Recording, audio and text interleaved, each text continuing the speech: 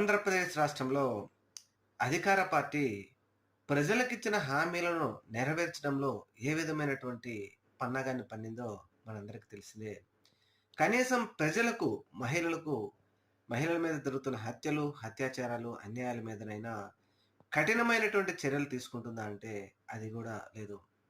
అయితే ఇప్పుడు ఈ విషయం ఎందుకు చెప్పుకోవాల్సొస్తుందంటే, ఆంధ్రప్రదేశ్ రాష్ట్ర ఉప ముఖ్యమంత్రి పవన్ కళ్యాణ్ గారు ఒక సినిమా రిలీజ్ అయిందని జెప్పి, ఈ సినిమా కోసం జనసేన మంత్రులు, జనసేన నాయకులు, అలాగే జనసేన అభిమానులు విపరీతంగా పనిచేస్తూ ఎమ్మెల్యేలకు టార్గెట్లు ఇస్తా ఉన్నారంటే, కనీసం పేదవాడికి, రైతన్నకు పంట పండలేదని ధర్నాలు చేస్తా ఉంటే, వారి కోసం ఏ రోజైనా కనీసం సమీక్ష కూడా జరపని తెలుగుదేశం పార్టీ వాళ్ళు, జనసేన వాళ్ళు ఈరోజు పవన్ కళ్యాణ్ గారి 'హరిహర వీరమల్లు' అట్టర్ ఫ్లాప్ అయింది. దీనిని మనం ఒకటికి 2 సార్లు మీరందరూ చూసి విజయం దిశగా తీసుకెళ్లాలని జెప్పేసి మంత్రులు అడుగుతున్నారంటే, ఆంధ్రప్రదేశ్ రాష్ట్రంలో ఇంతకంటే దౌర్భాగ్యమైన స్థితి మరొకటి ఉంటుందా అనేది ఆలోచించాలి. ఎందుకంటే మనమేదో అన్నామని కాదు.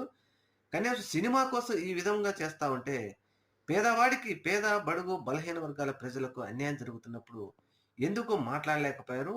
ఎందుకు ఈ విధంగా ప్రజల్లోకి తీసుకెళ్ళలేకపోయారు అనేది ఇప్పుడు చర్చ.